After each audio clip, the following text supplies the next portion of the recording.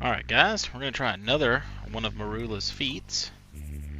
I actually think that the first one is only hard 90% of the time. Really, and I realized this doing feat 5, you just need a cheese start. If you get a cheese start where you can just sit there and heal, the only thing that will really affect this Gug will be the negative attack, and that won't really matter because you can just heal up the other Gug basically forever. So this one says, successfully complete a run where all your transcendences are the Gug Flurgnock, and you may only buy basic Gugs from the shop. Okay, so he's going to be losing attack every turn, or health, one of the two.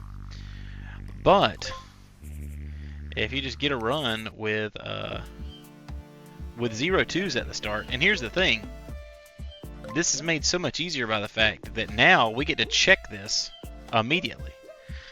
Alright, like see, none of these are doing that, so we just click Gug, and then we new Gug as soon as we hit Amniotic Pool. And because of that, we can actually figure out when we're going to have a well, like see, he generates mushrooms. I don't know what those actually are, but we can go check, and if those are 0 attacks, then we're set. We just need 1 0 attack Gug to hit the field, and then we can beat this feat super easily, I think. So let's see. Alright, that one's not a 0 attack, but since it says that he summons random ones, we can at least check the second one to see what he pops out. So let's see. No, it seems like those are always 2 1s. But yeah, this new screen showing us what is on the way really makes that less difficult. Because this is really just one of those runs that I think to be successful on, you've just got to re-roll for that. Okay, see, this start, the German Gug, is like unbeatable. I mean, just, especially with this run, this spawns like a 7 attack Gug on the first round. There's nothing you can do with that. Alright. Fetitoot, unfortunately, doesn't summon anything.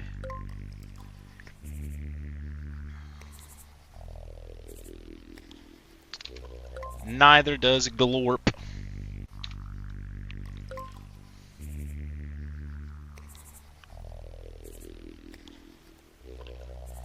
Actually, a really cool setup, like being able to see all this stuff.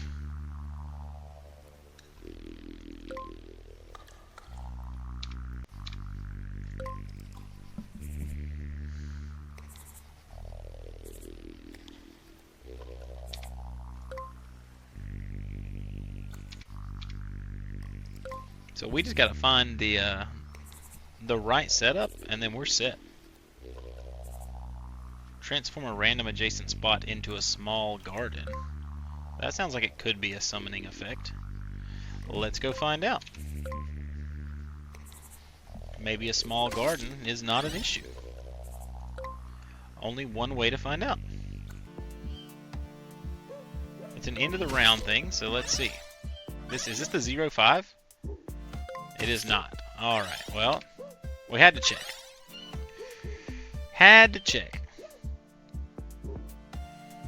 Not that one. That's definitely not the one.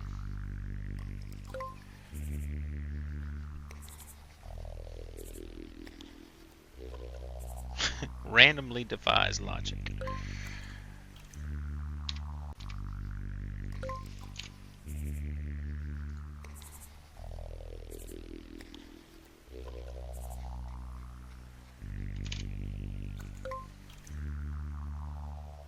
Oh, I didn't read what he did. This could be the one, so we gotta at least try.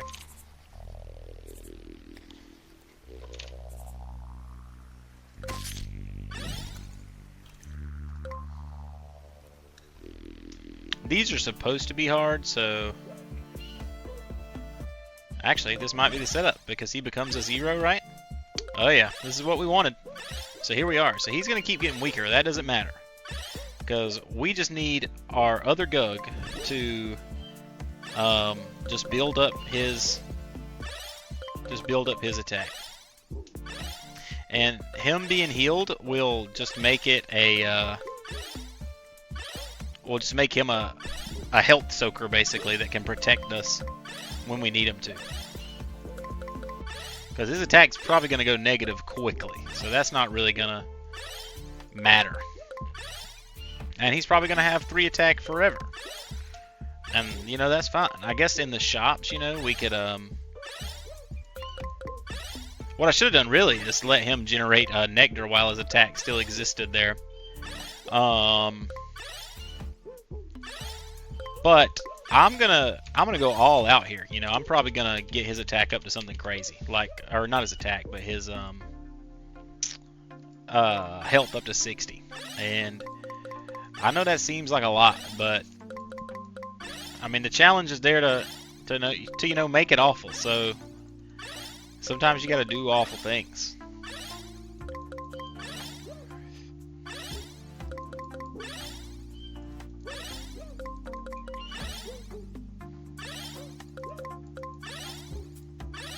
What's great, hopefully, is that we might get him on the second round, and then we can buff up the other Gug that we get. Which will really, really, really make this more doable. But you know, you gotta do what you gotta do. And I think with this challenge, really, you just gotta accept that you need some help from the enemies here.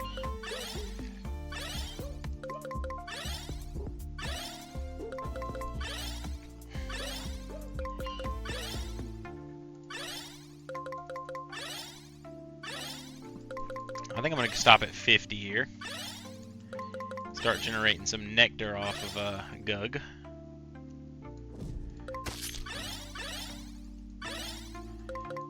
Dude, I wonder if negative attacks generate nectar of any kind. I don't actually know.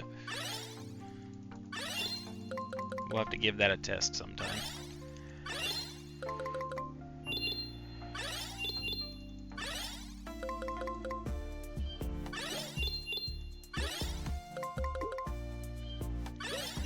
I'll say we want probably 40 here. I think 40 is what we figured out is the preferred first round end to be able to buy everything, depending on the shop. We can only buy basic Gugs, but getting an attack on this guy would be so beneficial for the run, just having some attackers that could actually do damage that don't have to take, you know, 10 hits from somebody with 7 health, for example. So at least getting him up to 6, he could kill up to 12 health in only 2 hits, which will be a very big benefit.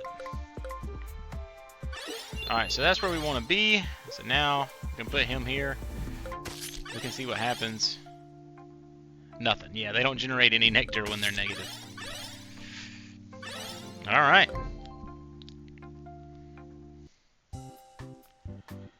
Yeah, this is basically one of the best shops we could have got, because we get him up to 6 attack. Yeah, I think I'm going to buff this one's health. And then give this guy the attack. 650, you know, not bad. And Flurgnock's just going to sit over there hurting himself, you know, he's Craig. Oh, guys. Guys, we got the double lane. I wasn't even paying attention to the map, but this is ridiculously so good for us. Oh, that's actually amazing.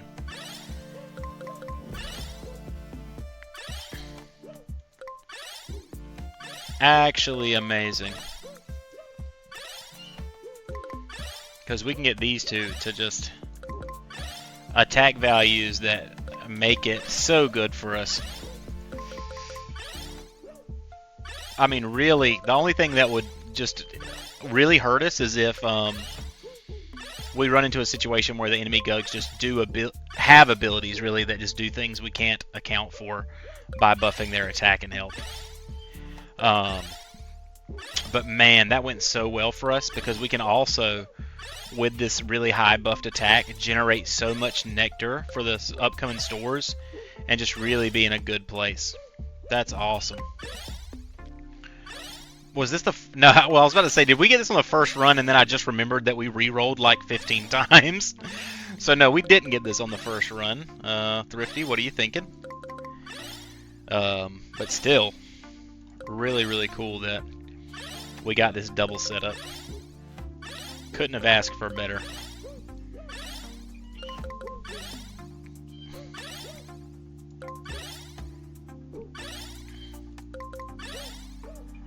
Oh, you know what? I was going to say I could have him generating nectar, but I do need him to get his health up already. Because he's still only at 28. Only at 28 is a crazy sentence, but... Alright, so let's start.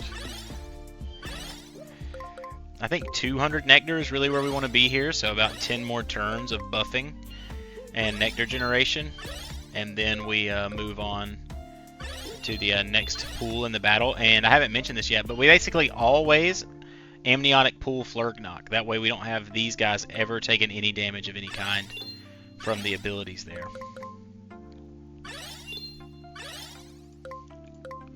I know that this is not riveting gameplay, it's just cheesing, but once I've finished Feat 5 and I like got to cheese it, I realized, because I've tried this one before, this was actually, I was like, I first saw this and I was like, this isn't so bad, and then I tried it and it was actually awful. But then cheesing that last one, Feat number 5, I was like, oh wow, the way that you can beat that one is just cheesing it. So I was like, and now that we have that menu where we get to see what's coming, makes it so nice. Alright. Well, we're moving on here with an absolute squad. Cannot complain at all about that situation.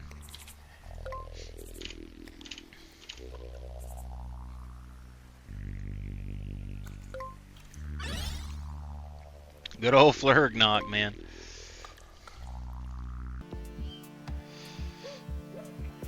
So this one moves Gugs around. That's not too big of a deal. I'm going to keep my weaker one in most of the time just to make sure that I have a big one in case something goes way wrong. I'm going to let Flurgnock take a hit here.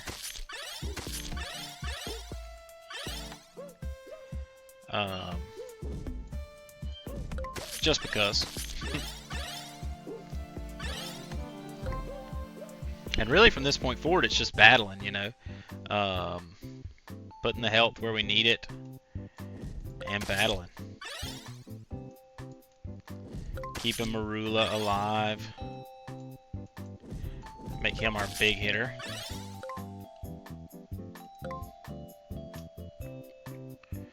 Alright, anything crazy here?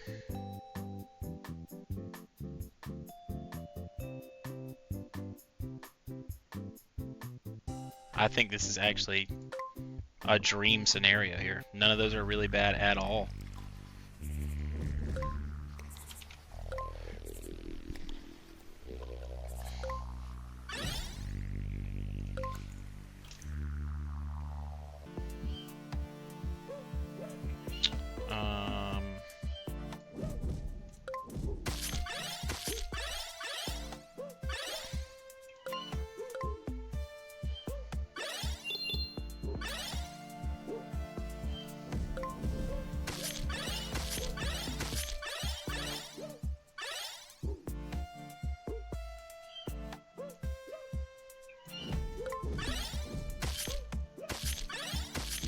Unless I absolutely have to, I'm going to try not to put him in.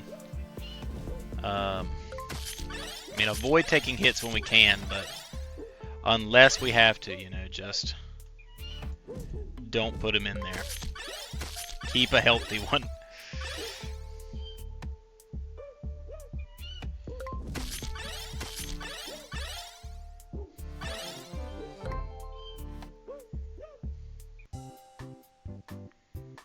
And now we heal up our one that took all the damage there.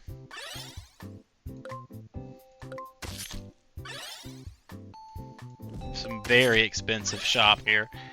Go ahead and give this little guy some attack here.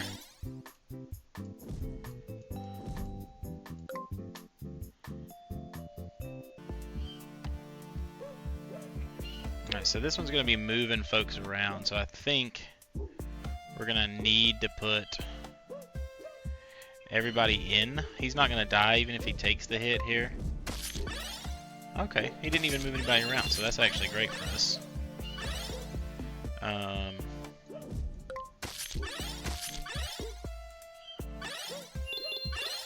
He's getting kind of low, so I think I'm going to switch him out.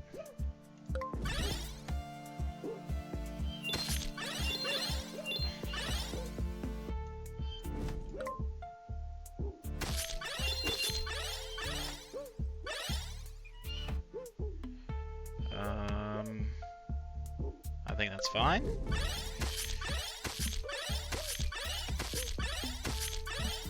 He got a little low there.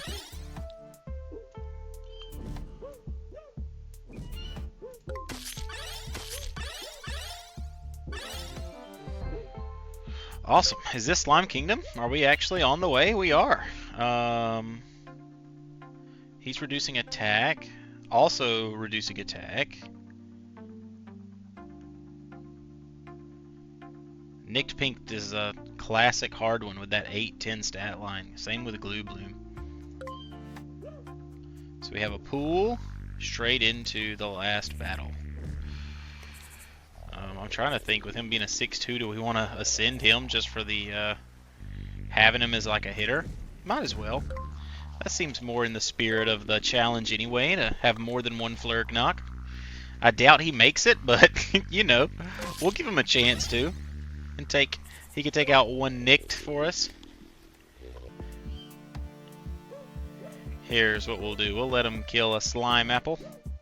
He's going to lose 2 attacks. He'll go down to 9, but should still be able to take him. And we'll let this one fight Flubber.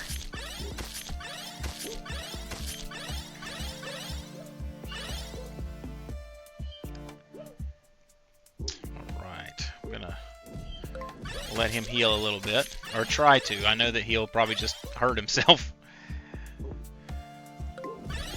But we'll let him try. Could really flex by just pulling out until that and letting them all heal up, but actually I'm gonna leave him there just for the sake of knowing that we have that spot available if we need to heal up for something crazy. I know we know everything that's coming, but just to be certain, we're gonna do that. We've got, oh yeah, still that nicked pink to come.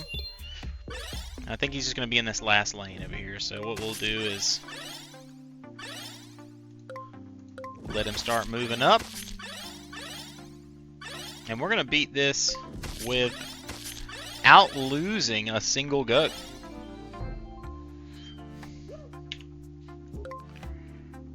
There it is. I mean, that's number 1 beaten. Hope you guys enjoyed that. This one took a little bit longer than I thought it would, but mainly because we were just spamming buffs there. So you guys have a great one, and I'll see you again next time.